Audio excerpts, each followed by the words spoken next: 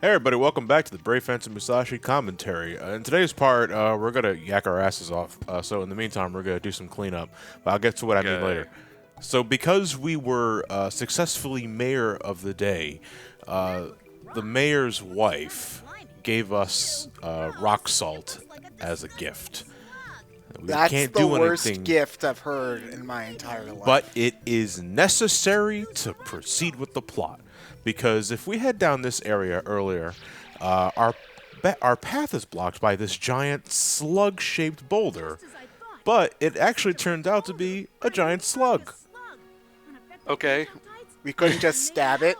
No. Slugs aren't immune to So swords. Musashi thinks that this kind of thread goes nowhere.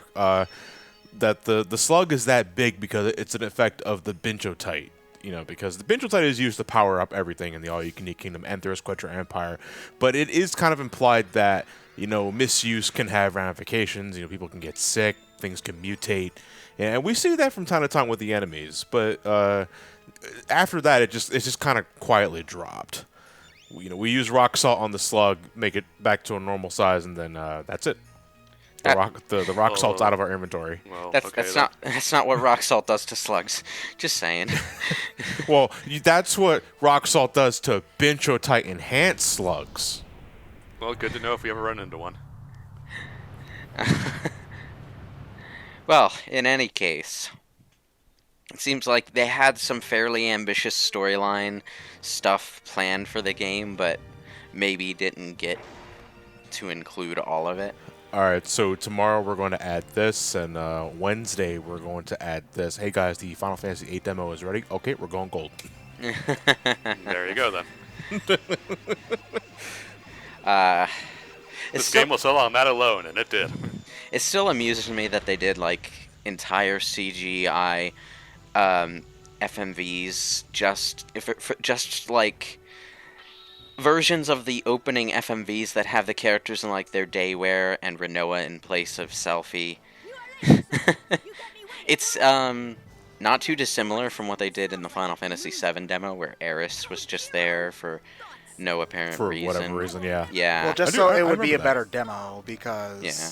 Although, you know. weirdly, there is one thing in the Final Fantasy VII demo that probably should have been in the main game, and that's that you didn't just have to rescue Jessie, who got her foot stuck, but Wedge, who got knocked out and was, like, down at the bottom somewhere. Which I think is a holdover from like a beta build of 7. Yeah, for some reason, they just gave you a 10-minute time limit to get out of the reactor, and absolutely nothing that would take 10 minutes to do. Like, whenever I play Final Fantasy VII, I just run around in circles by the reactor exit and actually grind until the timer runs out. It's something to do, I guess. In the reunion mod for the PC version, they actually reduced the timer to 5 minutes, and it's still more time than you need. Alright, so we successfully liberated the water scroll because we took care of the relic keepers. So we now have we already got the fire scroll. Like, this is like the quickest turnover we've had so far between scrolls. Unfortunately, our rival Kojiro from our home realm was waiting for us, and this cutscene goes on for way too fucking long because Kojiro and Musashi are just bickering like children, and I get that's probably the point. But it's also like, can we get a move on, please? It's They are children, John. It always kind Are of. they children? I always took them as like dwarves. It always kind No, of they're feels. they're definitely children. It always kind of feels like these things go on too long when the production values are this stilted, though, because like the characters are just standing there in their idle poses. Yeah, like it's very repetitive. It's always close up of Kojiro, close up of Musashi, close up of Kojiro, close up of Musashi. It's the same fucking angles for like 2 minutes. Yeah, it's pretty much Sonic Adventure with better voice acting. Oh wait, did I just say that? Dude, you can say Sonic Adventure has bad voice acting. It's the year it does have bad voice 2019. acting. I didn't say that Sonic Adventure had bad voice acting. I just said this voice acting is better. Come on. That's true. This is the world's least dynamic sword fight I've ever seen in my life. Oh, this fight's pathetic. Kojiro is pathetic. It's intentionally so. He's I don't know why he's considered our rival, considering that that badass X scar he has on his forehead, he gave to himself by tripping on his own sword. Wait, really? That's actually really funny. Wait, I don't get it. How do you? You'd have I to don't know. trip on your own sword twice to manage a cross-shaped scar. He tripped off the sword and just smacked his face on the ground. Huh. I don't know, like what he landed on to make the X shape, but whatever. Maybe it's he anime. landed on the sword and tumbled, and then landed on the sword again. I mean, it's obvious he's supposed to be a parody of Rurouni Kenshin, you know, but still. You all right? Musashi, Did she just call us Mustache? Mustache, no. It's Mustashi.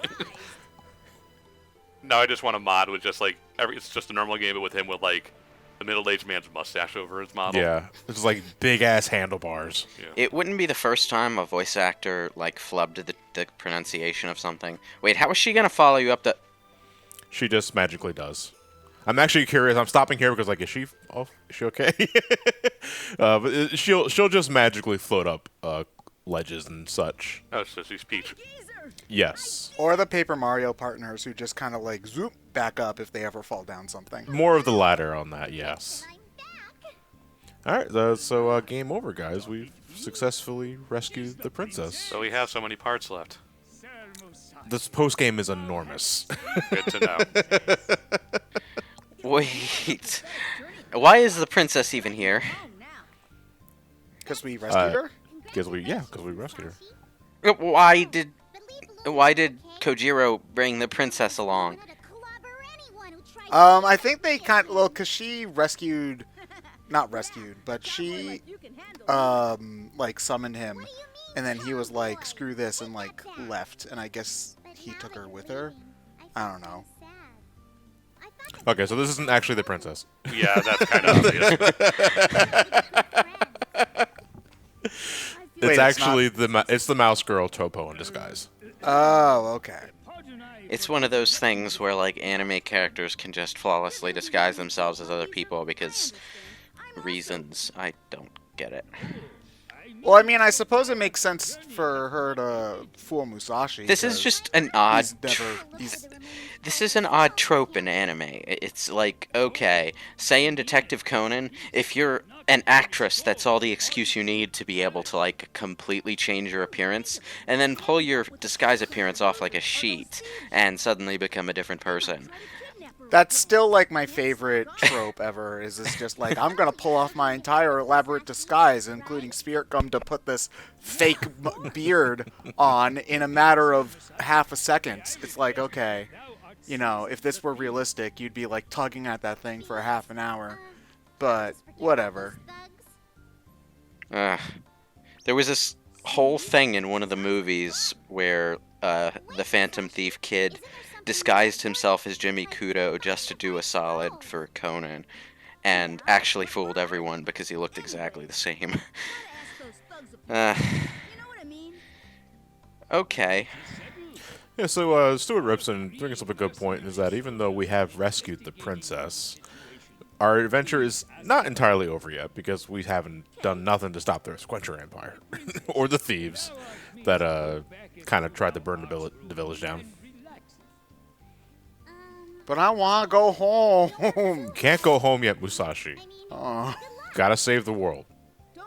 At the very least, the palace. So, is the giveaway that tips everyone off to the fact that she's not the princess going to be that she's treating Musashi well? Yeah. I would love that, but no, she starts... the facade ends when she starts ransacking the village and taking all their funds. Right. Well, I mean, you know, that's just like how the government works. I don't like they Yeah, take it's a your money. deep-rooted message that this game does not capitalize on for the sake of subtle messaging. Why is it doing that thing where only parts of words are ratified? I have again? no... Well, it always does that with Mercenary Meatloaf. Like, he's unique in that regard. Maybe it's just them trying to emulate some sort of speech tick that you have in the Japanese version. Well, Mercenary Meatloaf, he's kind of a parrot. Like, he repeats one phrase, like, twice. Right. So, but that's as far as that character's, character tick goes. because that's it. This is actually the last time we talked to Mercenary Meatloaf. Because right now so the bulk of this chapter is locating the thieves' hideout. You remember Ben, the big dude, and Ed, the one that has a stuttering problem. We need to locate their hideout, but in order to do that, we have to like decipher where the hideout is first and how to get there. So you have to talk to the 3 mercenaries after rescuing them. But again, if you've been playing the game normally, you should already have the mercenaries rescued. And you also need to have the scholar rescued too, because by rescuing the scholar, she can translate books for Scribe Shanky, the librarian. Because if you head into the library as early as you possibly can, there are a couple of books that Scribe Shanky can't read you because he doesn't know how to read them. Some librarian. So you rescue the scholar. She translates the books for Scribe Shanky, and it involves more info on the Thirst Quencher Empire's upbringings and how they work behind the scenes, and this game called Shogi, which is pretty much the in-universe chess. And that's actually a real-life Japanese chess game. Is it? Yeah, it's real. I've never heard of Shogi until this game. Have you never looked at your Windows games, John? I know of chess. Well, I mostly know it from Naruto, but yeah. I don't watch Naruto. It's basically just their version of chess. Okay. Yeah. It's like 90% the same game. Yeah, No, I'm pretty sure it's just something Musashi made up. But either way, knowing the correct pathway to the thieves' hideout requires that you have some basic knowledge of Shogi. And because the pathway to the thieves' hideout, if you remember the meandering forest when we were following the dog to the graveyard for the key, it's pretty much like Legend of Zelda's Lost Woods. You have to know what pathway to take, and if you're wrong, you get sent back to the beginning of the area. So off screen, I went to go check out the Shogi stuff, and by that I mean I looked up a guide, because I never remember this. And here we are. So yeah, the meandering forest is split up into 4 pathways, north cardinal directions, and you have to go in the corresponding directions until you get to the hideout. If you're wrong, you will get a chime that plays, and you're reset to the beginning of the area. There are no enemies here, so it's just you trying to go the right way. Oh. Okay. Yeah. Have you tried, John, have you considered getting good? Getting good, as in like playing the game enough times so that I just remember it off the top of my head. There was a time where I could, 15 is 18 years ago. No, Yeah, I if mean you getting never good. If you farm enemies enough and get the good drop, Right. then the game gets a lot easier. Okay. Okay. Okay. Okay. The thing about getting back to Shogi for a second, I can never remember a goddamn thing about Shogi, and the reason why is because the pieces are all like little identical pieces of wood with different Japanese characters on them. By characters, I mean letters, not images of characters. So, like, I have no idea what piece is what. Is that the kind of stuff you have to memorize? So you're talking to the mercenaries because they all have pieces of this note that Ben and Ed wrote for themselves, because apparently they also don't remember the exact pathway to their thieves' hideout, and they have to be reminded. And by combining all 3 pieces of the note together, they mention specific pieces in a certain order, and you have to put 2 and 2 together. So you have So to it's like gold piece, bishop, knight, knight, bishop, bishop, something like that. right. And you have to remember how those pieces move in corresponding with the meandering forces layout, and then just go about your merry way. Yeah. So, Or you could look up a guide. so this would be an easier puzzle for the Japanese to solve, essentially. Probably. So Probably. it's like if they did like regular chess directions for the American version, you could probably expect most people to know it. Because, like, you know, most people know that a pawn can only move 1 space, or that, you know, the bishop goes diagonal, or the knight moves in an L and can jump over things. But they're not here at Frozen Palace anymore. Who's this? So this is Gingerelle. She works for the Thirst Quencher Empire. Well, she And- has a drink name, so yes. The game just kind of forgets about her, because after this cutscene, we'll see her one more time in a very bit scene, and then she's gone for the rest of the game. See you later. Don't They Okay. probably planned on her being a boss and didn't have time to put the boss fight in. Probably. It's funny though because like they might not have in a lot of these older games. There's a lot of cases where there's this mysterious, in massive air quotes, character who just sort of pops up and vanishes. And apparently, video game writers at the time thought that was good writing. I Maybe they were expecting a sequel like immediately, maybe. but no, the Gingerelle is completely unused.